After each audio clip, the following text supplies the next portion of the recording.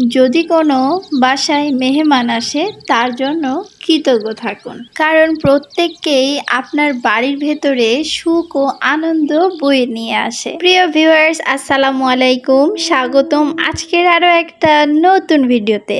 আজকের ভিডিওতে কি হতে চলছে সম্পূর্ণ ভিডিওটা দেখে আমাদের সাথে থাকুন। আজকে তো আমার অনেক খাটাখাটনির মধ্যে দিয়ে যাবে। সকাল সকাল উঠেছি, মুরগিগুলো ভিজিয়েছি, এখন মুরগিগুলো পরিষ্কার করে সব ধুয়ে নিচ্ছি।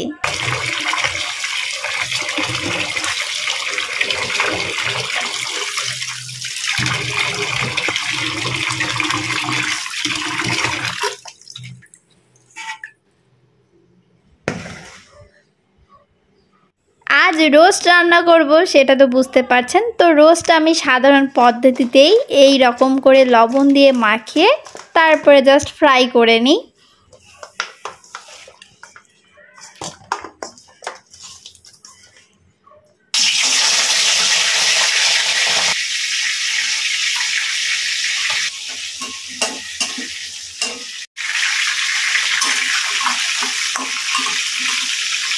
এত আয়োজন দেখে মনে হচ্ছে আজ কোনো বিশেষ দিন, তবে আজ কোনোই বিশেষ দিন না। আজকে গেস্ট আসবে, মাংসের জন্যই এত পেঁয়াজ কাটা। তো আমি কি আর একা পেঁয়াজ কাটতে পারি এতগুলো? সব সুখের ভাগ সবাই নেয়, কষ্টের ভাগে খুব একটা কাছের মানুষ কেউ পাওয়া যায় না। যাই হোক, আমি পেঁয়াজ কাটছিলাম আর ভ্যাঁ ভ্যাঁ করে কাটছিলাম।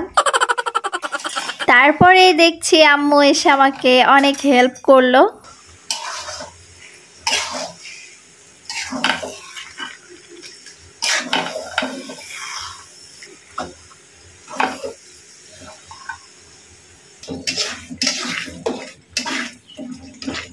এক চুলায় গরুর মাংস রান্না করে নিচ্ছি আর এই পাশের চুলাটায় রোস্ট রান্না করে নিব, যে কারণে এখন সব মশলাগুলো ভুনে নিচ্ছি। এখন টক দইয়ের সাথে পরিমাণ মতো টমেটো কেচাপ মিক্সড করে ঢেলে দিচ্ছি সেই মিশ্রণটি। রোস্টে টক দই যদি না দিই তাহলে তো মনেই হয় না যে এটা রোস্ট। কালারটা কি সুন্দর আসছে, শুধুমাত্র টক দই আর টমেটোর কেচাপ দেওয়াতে এত সুন্দর কালার। এখন অ্যাড করছি রোস্টের যেই রাঁধুনি মশলাটা আছে, সেই প্যাকেটটা পুরোটাই আমি দিয়ে নিচ্ছি। এই রোস্ট রান্না করাতে আমি আর কোনো মশলাই দিব না, কারণ রোস্টের প্যাকেটেই সব মশলা আছে, শুধুমাত্র পরে আমি লবণটা অ্যাড করে নিব।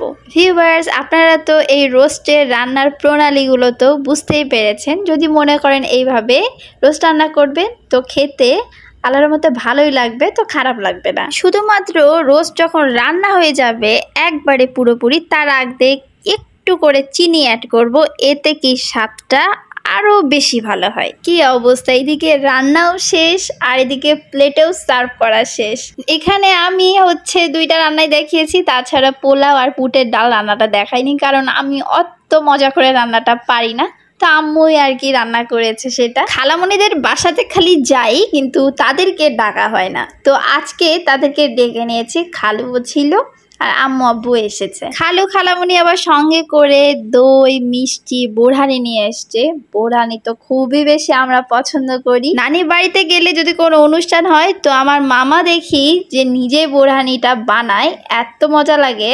এই দিকটায় আব্বু পান আর মিষ্টি নিয়ে এসছে। কি ব্যাপার, আজ খালি মিষ্টিরই ছড়াছড়ি। পানের চেহারা দেখাতে মনে হলো এটা বাসাতে বানিয়ে নিয়ে আসা। আব্বুকে জিজ্ঞেস করাতে আব্বু তো মিচকে মেরে হাসছে যে কোনো দোকান খোলা ছিল না, তাই জন্য উনি নিজের হাতেই সবার জন্য বানিয়ে নিয়ে এসছে। তারপর তো সবই বুঝলাম, কিন্তু ড্রিঙ্কস ছাড়া তো আর চলে না।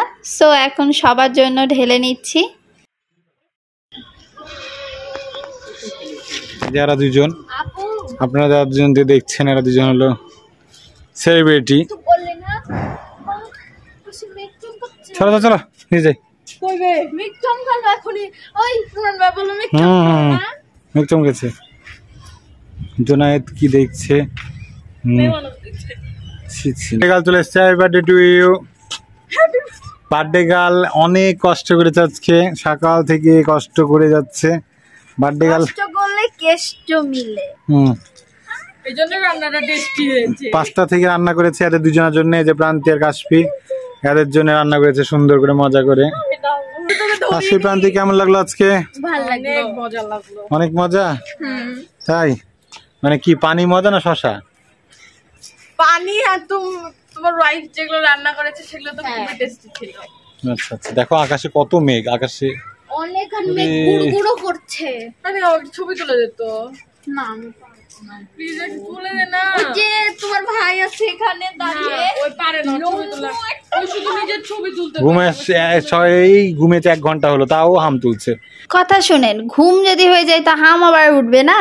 ও আবার আমাকে বার্থডে গার্ল বললো বলে আপনারা ভাবছেন যে আমার বার্থডে আমি এত আয়োজন করেছি, নেভার। ছাদে একটু গেছিলাম, আজান হলো, নিচে নেমে এসে একটু সন্ধ্যাতে তাদেরকে নাস্তা দিয়ে দিলাম। যে প্রচণ্ড আবার এরই মধ্যে দিয়ে বৃষ্টি চলে এসছে। খালু খালামণি তো ভয়ে অস্থির, কি করে বাড়িতে যাবে। ভালো মতো আইসক্রিমটা খেয়েই নেই, কয়েকদিন পর তো শীত, আর শীতে তো ওইভাবে অ্যালাউ করাই যাবে না। মেহমানরা আসলো, আর মেহমানদেরকে নিজে থেকে নিজেদের সামর্থ্য অনুযায়ী যতটুকু খেদমত করা আল্লাহর রহমতে করলাম। এইটা হচ্ছে টক দই দিয়ে ঘোল বানিয়েছি, দুধের মতো লাগছে বাট না। আজকের ভিডিওটি আপনাদের কাছে কেমন লাগলো অবশ্যই লাইক কমেন্ট করে জানাবেন। দেখা হবে নেক্সট কোনো একটা ভিডিওতে, সেই পর্যন্ত সুস্থ থাকবেন। আল্লাহ হাফেজ।